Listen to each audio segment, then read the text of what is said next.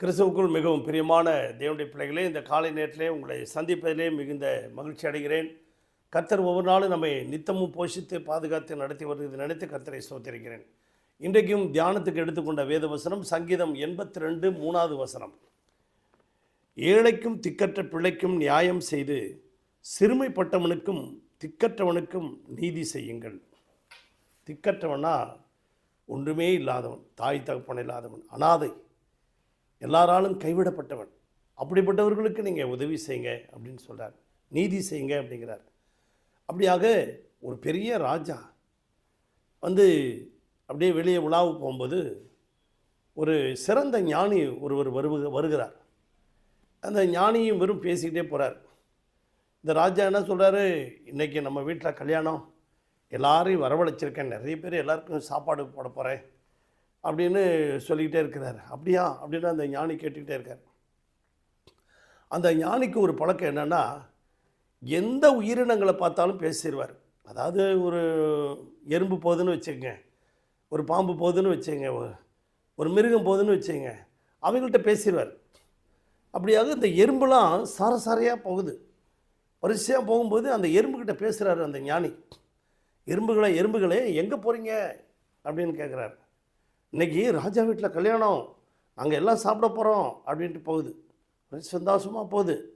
அப்போ ராஜா பார்த்தீங்களா ஞானி, இந்த எறும்பு கூட பார்த்தீங்களா நம்ம வீடை தேடி, நம்ம ராஜாவை தேடி அரண்மனை தேடி வருகிறது அப்படின்னு சொன்னோடனே, கொஞ்சம் தூரம் போனோடனே இந்த எறும்புலாம் ரைட் சைடில் திரும்பிடுச்சு. அப்படியே லெஃப்ட் சைடு பார்த்தா கிழக்கு பக்கம் லெஃப்ட் சைடு ராஜாவுடைய வீடு அரண்மனை, ரைட் சைடில் போனால் ரைட் சைடில் போகுது. அப்படியே வரிசையாக ரைட் சைடில் போகுது.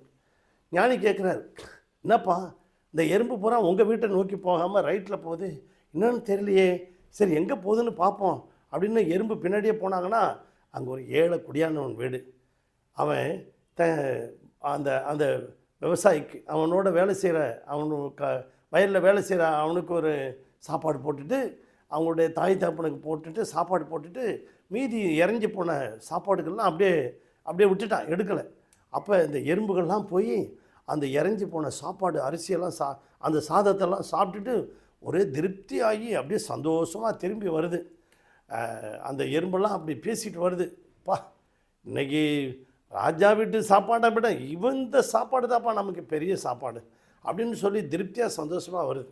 இப்போ ஞானி சொல்கிறாரு, பார்த்தியாப்பா இந்த எறும்பு சொல்கிறதெல்லாம் பார்த்தியா, இந்த எறும்பு யார் வீட்டை தேடி போகுது, அந்த ஏழை மனுஷனை தேடி போகுது. ஏழை மனுஷனை தேடி போய் அவனுடைய அந்த சிந்தி கிடக்கிற சாப்பாடை அப்படியே சாப்பிட்டுட்டு வருது.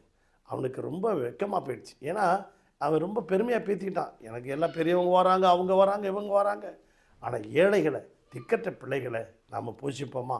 அப்படியாக 2 சாமுவேலின் புத்தகத்தில் நாம் பார்க்கும்போது இங்கே 9ஆம் அதிகாரத்தில் தாவீது ராஜா அங்கே சீபா என்கிற வேலைக்காரன்ட்ட சொல்கிறார், எப்பா நான் இன்னும் யோனத்தான் நிமித்தம், இந்த சவுலின் நிமித்தம் அந்த சவுலின் குடும்பத்தாருக்கு நான் ஏதாவது உதவி செய்ய வேண்டியது இருக்கா அப்படின்னு கேட்டபோது, ஆம் ராஜாவே, 2 கால்களும் முடமான ஒரு மேவி போசத்தி இருக்கிறான்.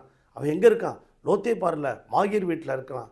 லோத்தேபார் என்றால் ஒரு புல்லு கூட முளைக்காத ஒரு இடம், மாகீர் என்றால் அடிமைத்தனமான வீடு. அப்படிப்பட்ட இடத்துல இருக்கான், ஒரு கட்டப்பட்ட நிலைமையில் இருக்கிறான், அனாதையாக இருக்கிறான், கவனிப்பாரற்று கிடக்கிறான், அவனை அழைச்சிட்டு வாப்பா அப்படிங்கிறான். போய் அழைச்சிட்டு வரும்போது அங்கேருந்து மேவி போசேத்து வரும்போது தாவீது கூப்பிடுகிறான், மேவி போசேத்தேன்னு சொன்னபோது, ராஜாவே இந்த செத்த நாயை அடியேனை நினைப்பதற்கு நான் எம்மாத்திரம் என்று சொல்லி அப்படியே அந்த ஸ்டிக்கு வச்சு நடந்துட்டு வந்தான் பாருங்கள்.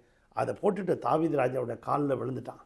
இனிமேல் கவலைப்படாத, உங்கள் அப்பா உங்கள் தாத்தா இழந்த சொத்து எல்லாம் நிலம் பூரா உனக்கு தருவேன், நித்தமும் என் பந்தியில் நீ அப்பம் புசிப்பாய் என்று சொன்னான். ஆம் பிரியமான தேவனுடைய பிள்ளைகளே, தாவீது இயேசு ராஜாவுக்கு ஒரு நிழலாட்டமாக இருந்தான். நாமளும் திக்கற்ற பிள்ளைகள், விதவைகள், அனாதைகள் எல்லாரையும் ஆதரிப்போம், போஷிப்போம், பராமரிப்போம். God bless you. உங்களுக்காக ஜெபிக்கட்டுமா? பரலோக பிதாவே, இந்த சத்தத்தை கேட்டுக்கொண்டிருக்க ஒவ்வொரு பிள்ளைகளையும் ஆசீர்வதியும், ஒவ்வொரு குடும்பத்தையும் ஆசீர்வதியும், அவர்கள் தேவைகளை எல்லாம் சந்திங்க. உண்மை நம்பி இருக்கிற பிள்ளைகளை கைவிடாதீங்கப்பா. இந்த ஜெபத்தின் மூலமாக அற்புதம் நடக்கட்டும், வியாதி பலவீனங்கள்லாம் விலகி போகட்டும் இயேசுவின் நாமத்தினால. ஆண்டவர், வேலை இல்லாதவர்களுக்கு வேலை கிடைக்கட்டும். ஆண்டவர், திருமணம் ஆகாதவர்களுக்கு ஏற்ற நேரத்தில் நல்ல துணையை தாருங்க. ஆண்டவரே, குழந்தை இல்லாதவர்களுக்கு கர்ப்பத்தின் கனியை ஆசீர்வதித்து தரும்படியாக ஜெபிக்கிறோம். உம்முடைய கரங்களில் தாழ்த்தி ஒப்பு கொடுக்கிறோம். ஆசீர்வதி. இயேசுவின் நாமத்தில் பிதாவே, ஆமென். God bless you.